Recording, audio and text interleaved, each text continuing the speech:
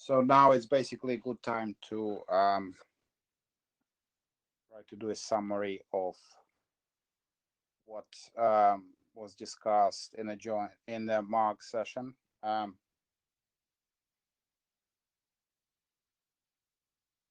think it was an interesting mix of people going over the issues that we already started on DMARC mailing list, like what it means to implement DMARC for different parties, what the requirements are, and some special cases like what's the meaning of P equal none with no RUF option with no reporting. So what exactly does it mean?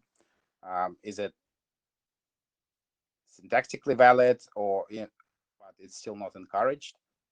There were quite a lot of comments about use of PCT option, which I think something we might want to discuss here. Seth, what are the other major? So there were a few people from MOG who chimed in that P equals none without reporting presents ecosystem issues, and we've already had that discussion on list, and there was already consensus on that. But there's definitely clearly a need for a BCP there. There was a conversation around the percent tag and people who do find it valuable versus those who don't.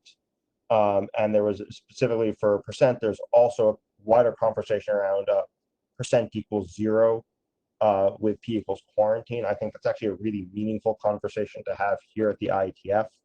And I think, Autumn, I believe you're on the phone, and I might ask you to provide more depth to that use case in particular.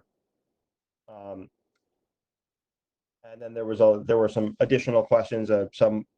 We actually get this at MOG from government organizations, where there's an ask for a way to ask DMARC for both SPF and DKIM.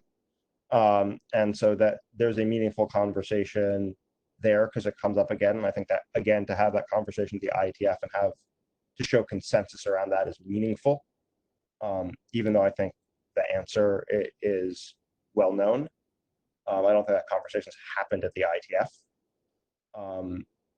I think those are the very top line points, and there will be more that we'll summarize over time.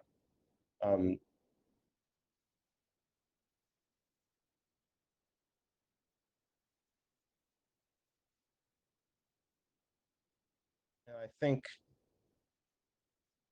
there's a comment in the chat here from the American Red Cross. I think it's Dave Crocker, with the wrong display name. But it's an ask for the chairs to describe the scope of work of the DMARC-BIS project and how ARC slots in. So actually, Alexi, do you want to provide that overview? Yeah, so roughly, the original DMARC spec was not published under IETF consensus rules, so it hasn't really gotten enough buy-in from IETF community. So this round, hopefully, we're doing it as a proper working group item, and want to make sure that the spec is clear, that if there are any unused features, that they are likely to be removed, or at least if there are features that people want removed, they need their presence should be justified in the spec. Also, we have a list of open issues on tools.ietf.org. I pasted the link for this, which we started collecting from 2015, and Seth added quite a bit more this year. So the idea is to go over known issues and try to reach rough consensus for change or no change. A lot of discussion going to be about what it means to implement a specific feature, what so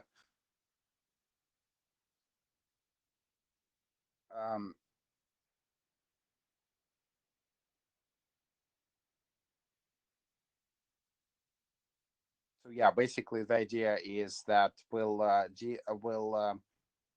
ask for about 3 issues at any given time, so that not to overload the mailing list, and we'll try to get closure and revise the document accordingly. The other thing is DMARC working group charter requires us to address indirect mail flows, for which we published ARC document as experimental RFC. So we are looking to get more experience with this, and hopefully if we get feedback that it's useful and get it quickly enough, then it will be folded into DMARC document itself to address this use case, because this is one of the major objections about instabilities that DMARC introduced into mail ecosystem.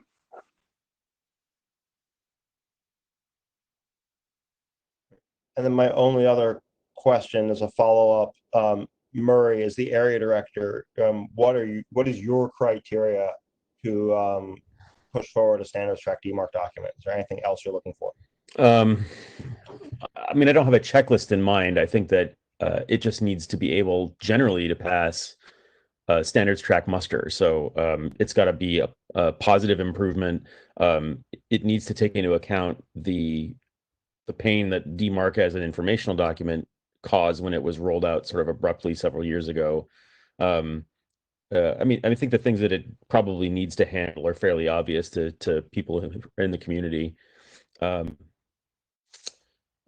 like I don't have specific I don't have a specific checklist in mind. I just I think that people are going to be looking at this very carefully for all the obvious reasons, and we just need to make sure that when we send it to the IASG or even to IETF last call, that we have done our due diligence about what those topics are going to be, and that we have a good answer for everything. Yeah, let me jump in. This is Barry Liba. I was going to mention what Murray said.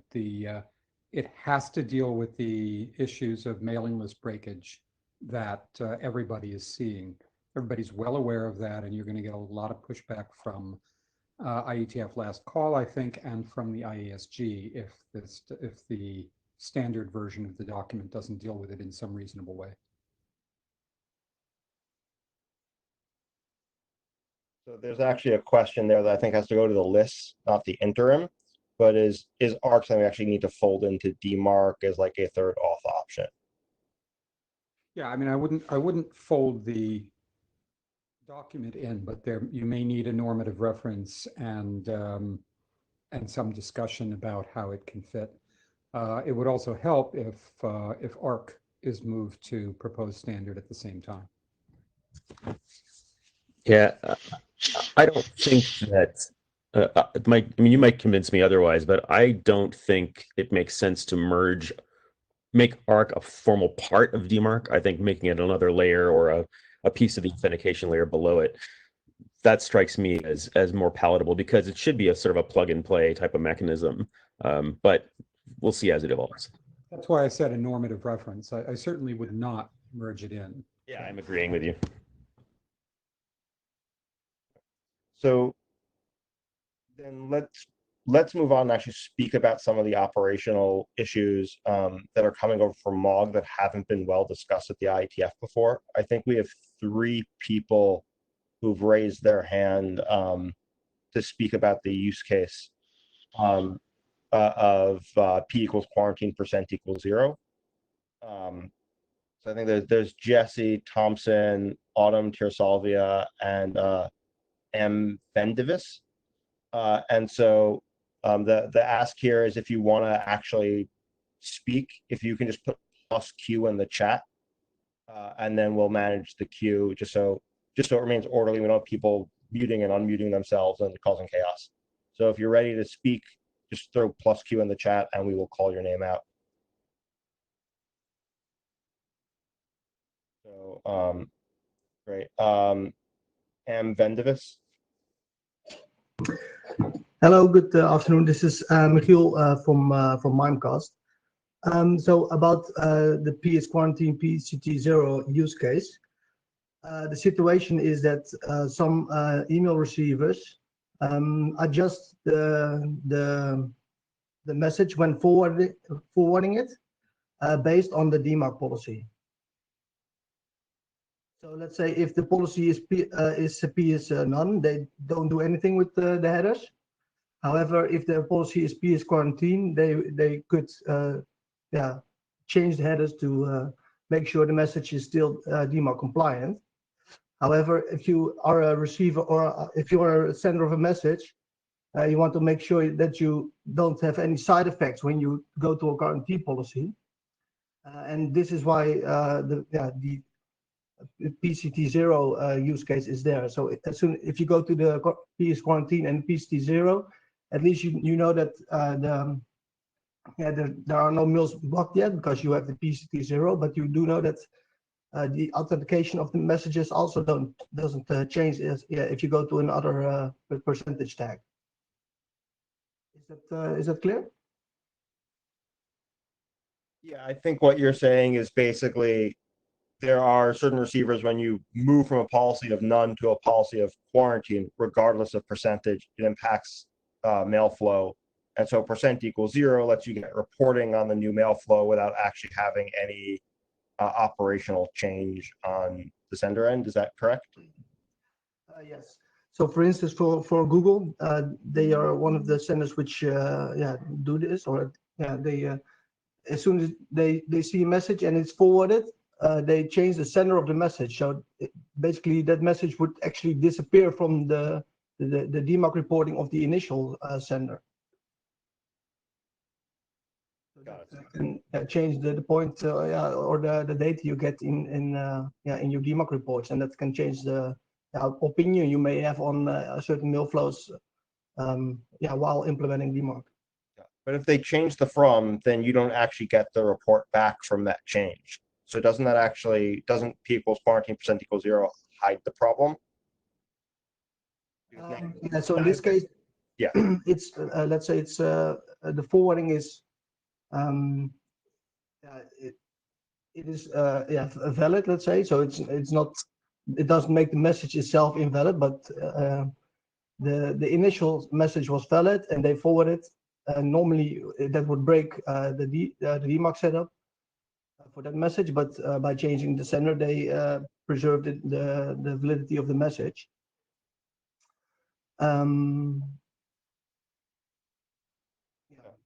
Okay, thank you. We've got a few people lining up in queue. So Autumn. Hi. So to add on to that, this is a very common situation where there are participants in various mailing lists on a given domain. They send their emails out to the mailing list using their original from address. And then, of course, the list will change things. It'll fail SPF because the list server is not a part of the domain's SPF entry. And it will also fail DKIM because mailing lists make meaningful changes to DKIM. They'll change things like the message body by adding an unsubscribe link, which of course then changes the body hash and breaks DKIM. So by doing the header munging, that removes the concern that the message would then fail DMARC for the domain that is owned by the organization considering a more restrictive policy. But the challenge is that there are some mailing list providers that automatically munge headers for quarantine or reject policies, and others that require a manual intervention. So one example of this is groups.io is a mailing list service provider. They'll automatically change the headers when they see a quarantine or reject policy. Similarly, listserv by Lsoft of the sufficiently advanced version will also do this automatically.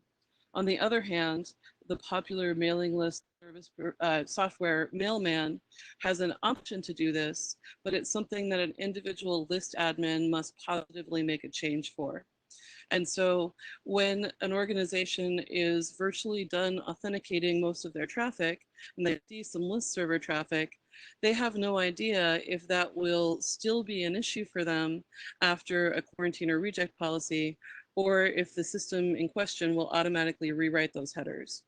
And particularly for large organizations, they often have people participating in many mailing lists where it's not always obvious up front if that system will rewrite headers automatically or not. And so using the percentage equals 0 quarantine policy is one way that we will be able to see what headers will be rewritten, because as soon as we make that change, the systems that rewrite the headers disappear from the reporting data. And the systems that don't automatically make the change still show as fails. And so that can allow an organization to then go pursue header munging through intentional list admin changes for what traffic remains. Thank you, Autumn. I have a question for you there then. Do you consider this and sort of an issue in the ecosystem with how mailing lists handle DMARC? Do you consider this a bug with DMARC? Do you consider the ability to do P equals quarantine percent equals 0 like a bug that you're taking advantage of, a feature that you're taking advantage of? Like how would you summarize this? Like if everything worked properly, is this needed? Or is this just because of friction in the ecosystem with how DMARC is handled? I would say definitely the latter. It is because of friction in inconsistent mailing list practices, where some systems automatically make that change, other systems do not. And ideally, I would love to see every system automatically make that change so that systems that are domains that are about to do a restrictive policy will not have mailing lists as an issue. This comes up a whole lot, and I know my esteemed colleagues will also speak to this, but I see this a lot for higher ed. I also see it a lot for government, because government researchers, higher ed researchers participate in mailing lists at a very high degree. And because of that, this has been a barrier to DMARC adoption. So I would say using percent equals 0 is a little bit of a hack, but at the same time, mailing lists were not adequately provided for, I think, in the spec originally. And so this is one way that we can get that vital information in an otherwise uncertain world. Got it. And at the risk of saying an insane thing, if percent were removed, but some other way of communicating, hey, treat this like you would a mail stream under a policy, would that also meet the same need? Yes. And in fact, it might do so better. There are a couple of small receivers that have a bug in their DMARC system such that they can never quarantine or reject any less than 2%. And so whenever I recommend a domain makes this change, we recognize that there will always be some number of messages that are actually quarantined, even when we have a percent equals 0. Similarly, there are a couple of systems that ignore the percentage flag entirely. So I only recommend domains do this when all other avenues have been exhausted. If there was another means of communicating header munging, that would be fantastic. Thank you, Autumn. That was very informative, at least for me. I hope for others too. Jesse. Yeah, I think Autumn covered it really well, and I don't have too much to add other than the bug in that some receivers misinterpreting percent or treating it as 100. It kind of gets us closer to a destination-based alternative to percent itself by accident. So that might need to be addressed. The other thing that maybe is worth calling out is it would be great if we could get to all mailing lists to munge by default. And at the same token, it'd be great if there was a way for receiving systems to reconstruct what the original sender was in some standard way. Maybe ARC could solve that, but the problem I see with ARC is that the ARC, the mailing list doesn't know if the recipient system will support ARC and trust them from a reputation standpoint. So they have to munge. And I worry that we'll have to have mailing list munging essentially forever until we have a complete ARC adoption. I think lots of people share that concern. Thank you, Jesse. And I'm going to ask you to talk again in a minute, potentially about stripped down failure reports. But before that, Scott, you raised your hand.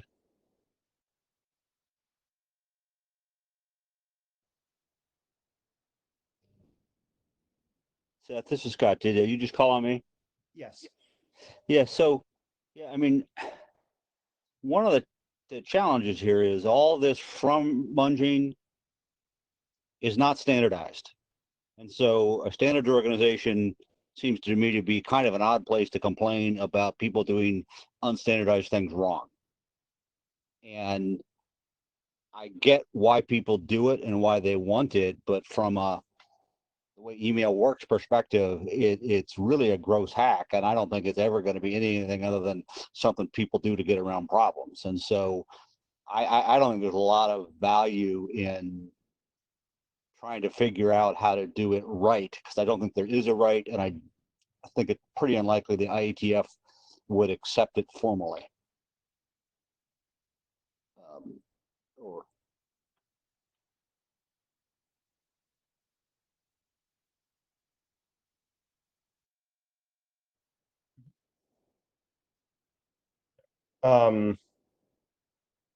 Alexi, Tim, Murray, Barry, anyone have a comment on that?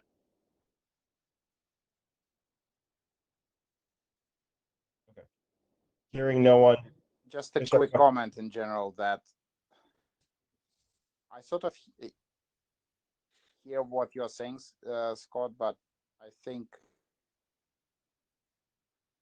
if we can get rough consensus in DMARC working group that something needs to be done on this, and we can get rough consensus on specific text, then things can change. Whether they would, obviously I have no way of knowing at this point. So certainly try. Yeah, I think maybe we should try to. We should definitely have an open issue for this. Maybe we should try and see if we can resolve it, or whether it will resolve and no change required. We'll see. So then, Scott, my ask for you is if you can create the issue and track, please. Sorry, say again. If you can create the issue and track, please.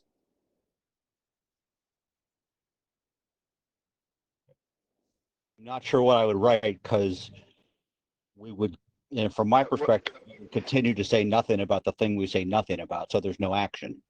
Yeah, what are you asking him to log as an issue and track? I don't understand it either.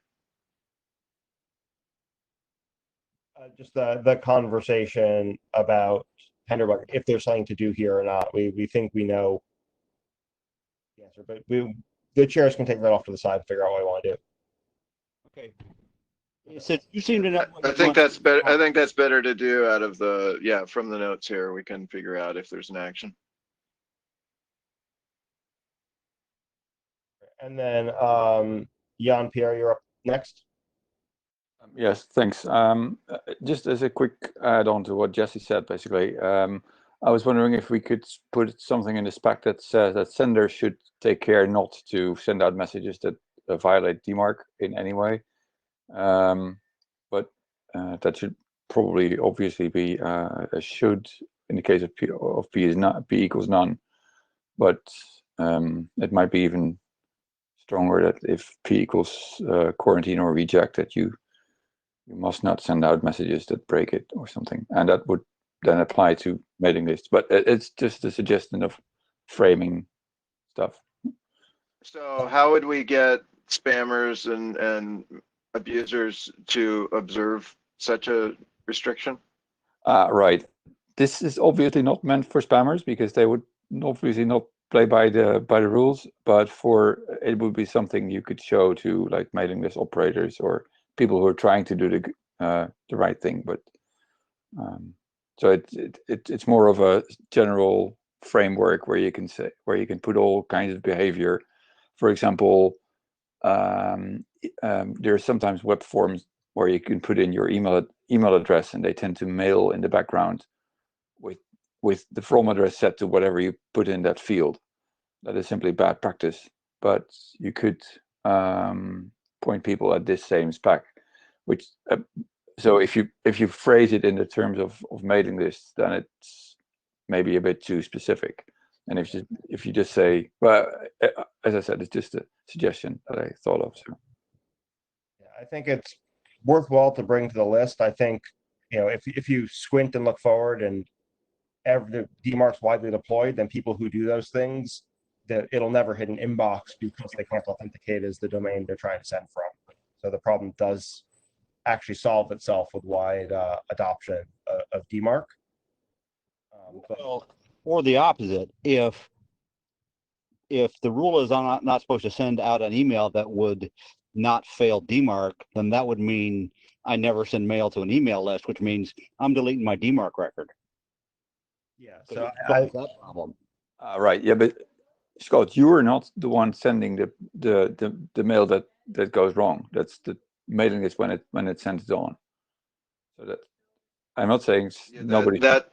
Forcing mailing lists to manipulate headers is an extremely touchy subject. And if that's what you're proposing, then I don't think that's going to go very far. I think there's a rabbit hole here that we're not going to get out of on the interim. So if Jan, if you think this is something you want to talk about, let's take it to the list. Let's see where it goes. But I think you're hearing which direction it will go. So the next thing I want to talk about, I think that was the cue, is that there was also conversation about at MOG about forensic reports, and if there are ways, so instead of getting the entire context of the message, you get more redacted messages or stripped down failure reports, the sense of you get just the auth results and to and from, or domains and URLs. I want to know if there's anyone who came over from MOG wants to talk about their point of view and what they might want here.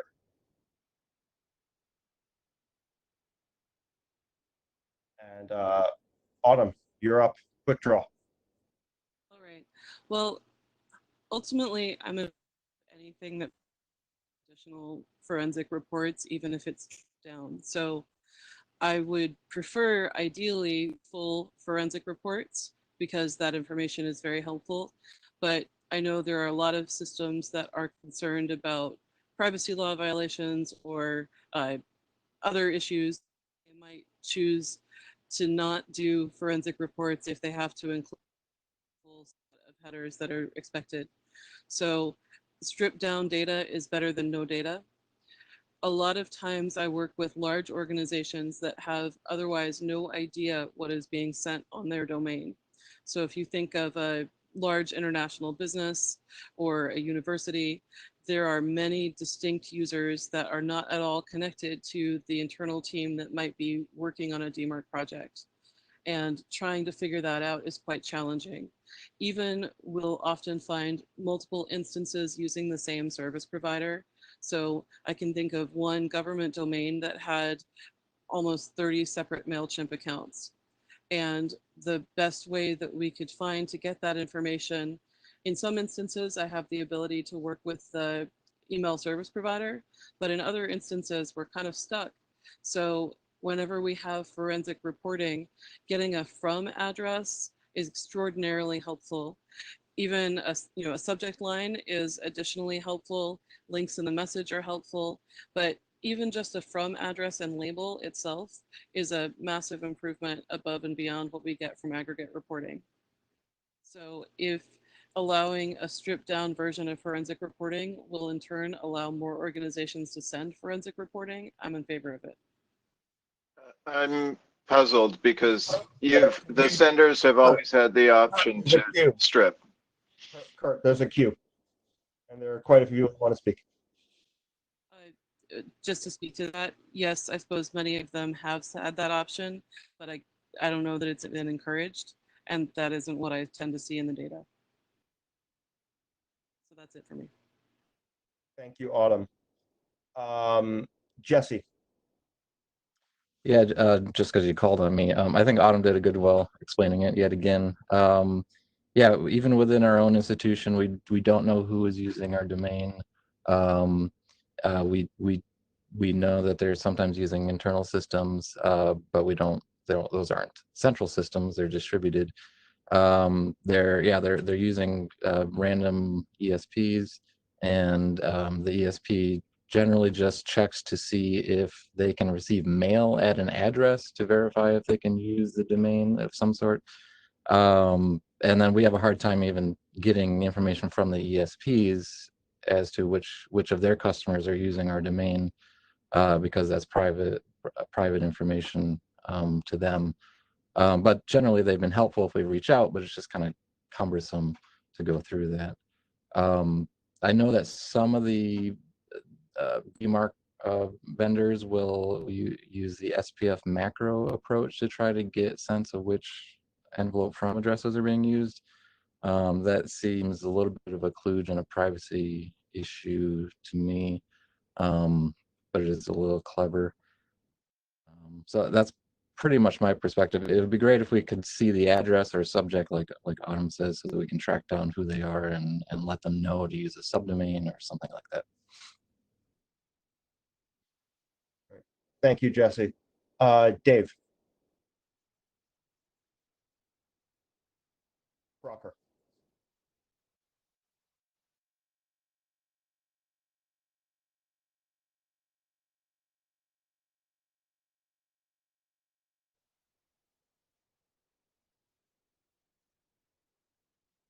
Dave, if you're talking, you're muted.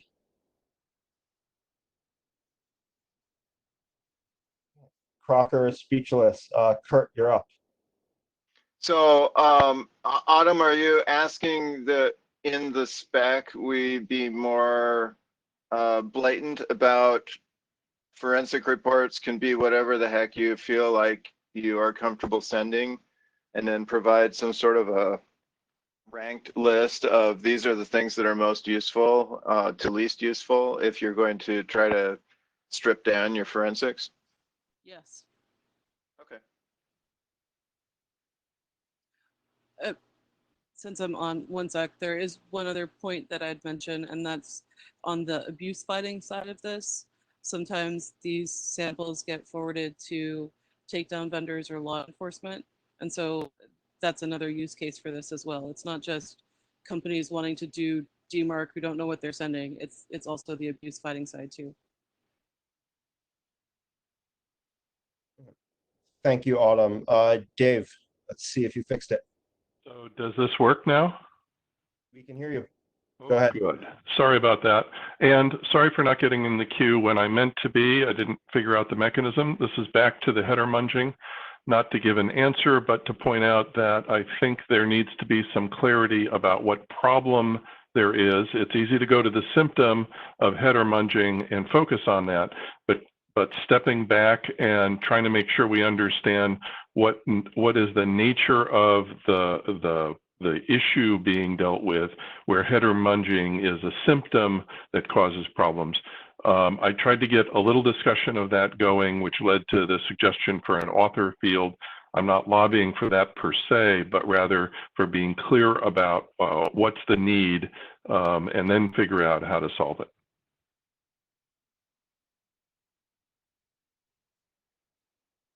Thank you, Dave. I think the need to be very specific there is absolutely correct. There's a cue from Hanu Aronson. Hello, coming back to the header munging question. So one of the topics identified in the MOVG session was that there are multiple MOVG stakeholders who have problems with DMARC and forwarding emails to external addresses. And I think that's kind of the bigger picture. So we have ISPs who forward email from domains they host to some other place.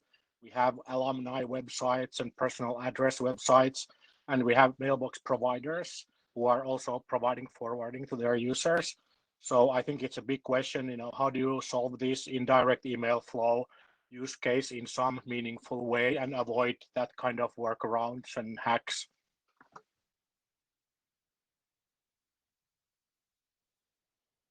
Thank you.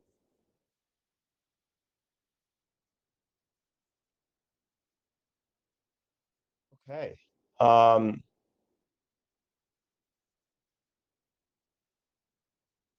think the next thing was, sorry, there's Another queue request from Tonu. yes, sorry, I pulled up notes and missed it. Tonu, go ahead. Yeah, I was also, I wanted to say about the issue of emails being forwarded and content being adjusted a little bit. Ultimately, if my understanding is correct, DMARC is about to sender's authenticity more than the integrity of the content. If you look at what DKIM, what elements are mandatory and what are optional, if you scale down on the elements to be included in hash calculation and you allow for the body to be modified, things will always pass through, but you ensure that the sender's authenticity is guaranteed.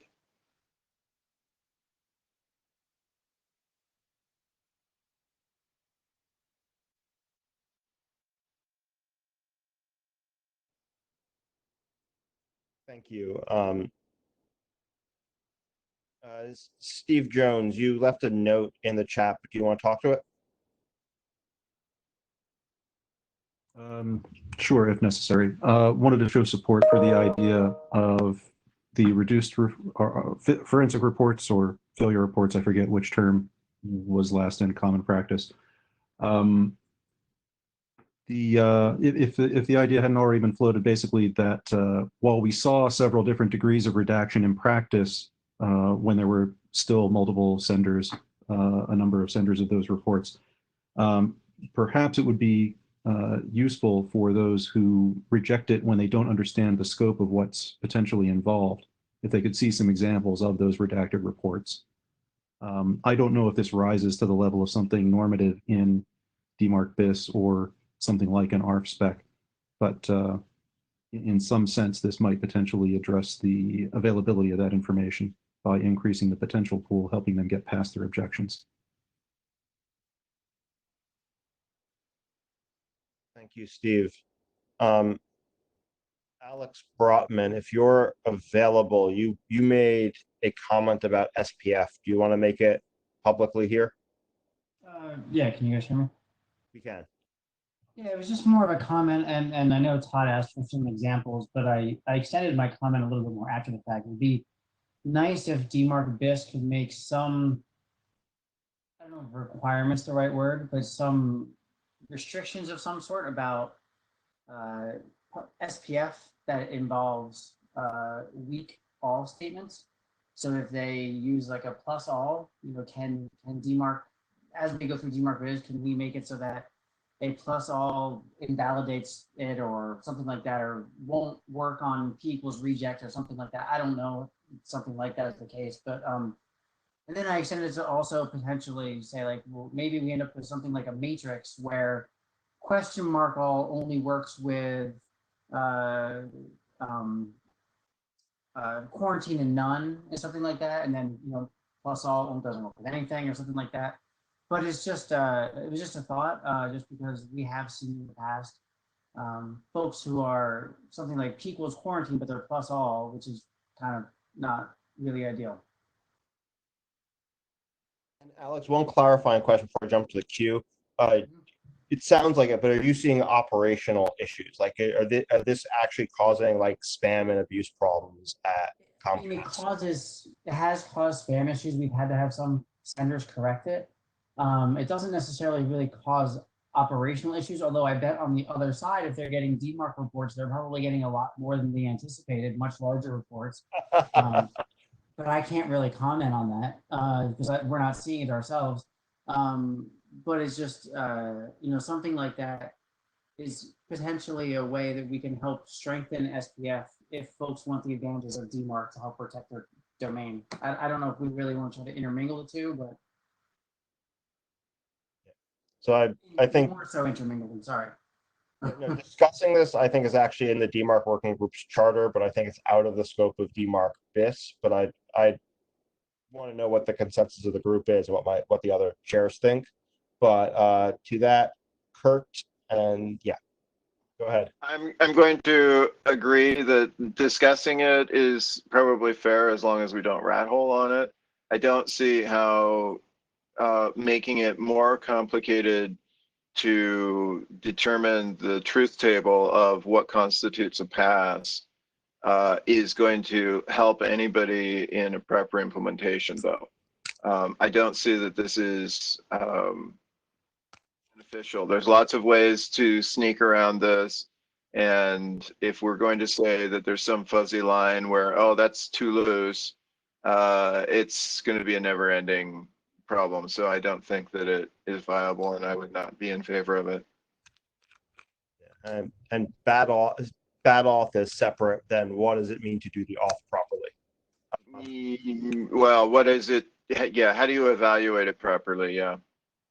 Okay, Murray. So 2 points. One, with my AD hat on, I do not believe that you are forbidden by the charter from talking about this or proposing an extension in the DIS or a change in the DIS document to actually take this into account. As an implementer, though, I'll point out that your interface between SPF and DKIM and ARC and DMARC is the authentication results field, which does not give you a way to say the SPF policy in effect for this was plus all. So you don't actually have that information. You would have to create that channel. At least that's the most common interface between the two. So if you're going to create this add this as a criterion, you have to think about how you're going to get that information. Thank you, Murray. Jim Fenton had a question on a slightly different topic. So before we switch topics, I also believe on the list, this came up briefly, and Scott Kitterman had a point of view. So I wanted to give Scott a chance to jump in if he wanted. Otherwise, we'll go to Jim and change the topic. I think we can do it on the list later. Great. Thanks, Scott. Not a lot of time and other things to talk about. Great. Jim, the floor is yours. Thanks. Hope you can hear me. One of the things that came up on the list recently that I think was kind of buried in another discussion was the question of whether whether users actually can see, or if they can see, do they act on the domain the domain in the email address of the from field. And I'm not sure that that was resolved. And there were definitely some people that were arguing that either users can't see the address or that they're not going to pay any attention if they do see it. So the reputation argument doesn't really quite hold. I think it's important to this working group that there be a consensus on that question. So I'm asking the chairs to perhaps create it as an issue or something of that sort. Over. Sure. I think that's an absolutely fair request. Let's sidebar figure out what the right issue should be in the tracker, but chairs might be able to delegate back.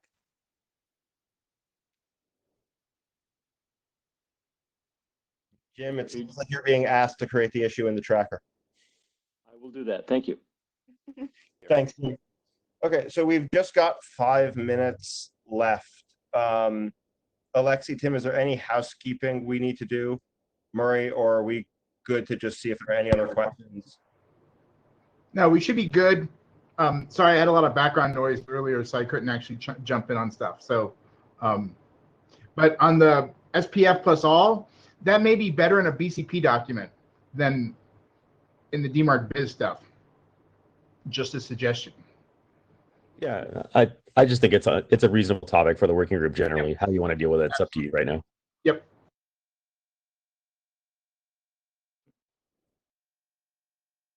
Excellent. So then I don't see anyone else in the queue. Anyone have a final thought or final thing they want to raise or thought was brought up at MOG that they want to bring up right now?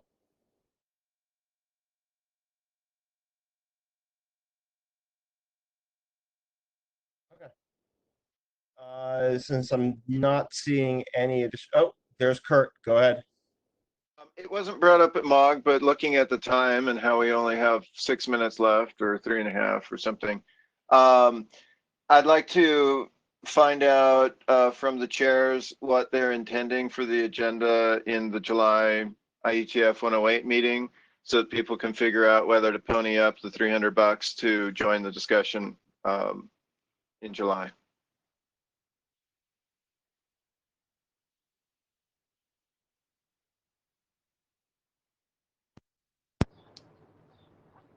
That's a good question, actually, because I think some of that was going to be driven by what was going on during the mailing list. But I almost wonder if we scheduled like another interim, those actually have a no cost item. So there may be some relevance in actually skipping the 108 and then having an interim like in August, which would, which wouldn't be. I would vote for that. Yeah, I actually would vote for that too. So, but we can discuss that among the chairs and see how they feel about that. Because that actually is like 2 months from now, and that gives us some time on the list to sort of hash out some stuff. So Seth and Lexi and I can work that over. But yeah, we were also very curious how this went and if we were able to transfer anything from MOG to this conversation. So we have some notes to compare. Yep. That said, Jan-Pierre, you've got 2 minutes. Go for it. Okay, just a quick one. I wonder if anybody's also tracking the bounces that come back from reports. I've only recently started doing that, and in the beginning I just threw everything away, but the amount of reports that just bounce is staggering. And it's like 50% of the domains only accept reports roughly. I haven't got exact stats. Anybody interested in this, or am I just completely barking up the wrong tree? This is Jesse. I think that may be a symptom of the fact that reports are most useful while a domain is rolling out DMARC, and then after they're done, they largely don't look at them. So they maybe just delete the mailbox or something. Right. Yeah. Yeah, that's what I figured. So maybe what I currently do is just gradually send less and less mail, but less and less reports, but otherwise do nothing with it. So, okay, well. And Jan, I would actually take that back to the MOG technical list and see if other people are seeing that operationally, because if there is a signal there, that's actually useful to bring back to the IETF. Yeah. Yeah, that's probably a good thing. I'll send a message to the DMARC list. I'm subscribed. I think I just haven't been paying lots of attention, but thanks for pointing it out. Okay, everyone, we're right at the end. Thank you all very much for participating. And again, if you're here from MOG, you should join the IETF DMARC list. We'd really appreciate your participation. Thank you. Any final words from Tim, Alexi, Murray, Barry? just thanks for attending all and for the good conversation. Nothing to add from me. Yeah, thank you all. I think this was quite productive, so we'll hopefully continue collaboration. Yes. Thanks all.